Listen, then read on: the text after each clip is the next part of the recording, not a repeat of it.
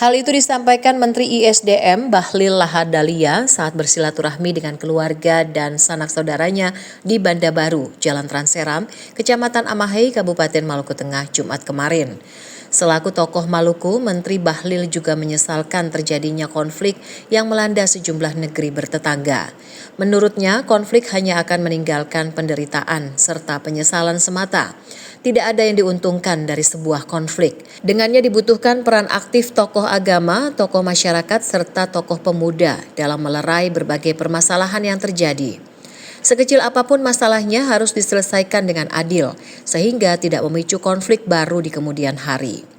Lahadalia juga mengajak seluruh elemen masyarakat untuk lebih aktif membangun hubungan kekerabatan di Maluku, seperti pela gandong yang telah mengakar sejak dahulu dan menjadi warisan budaya untuk terus dilestarikan dalam kehidupan bermasyarakat di daerah ini. Kita hidup itu kan harus damai, saling menghargai, saling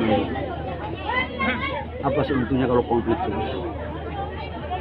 Tidak ada daerah yang mau maju dan berkembang kalau dihiasi dengan informasi dan tindakan konflik. Saran saya udahlah, kita ini semua berkeluarga, bangun daerah ini lebih baik ya.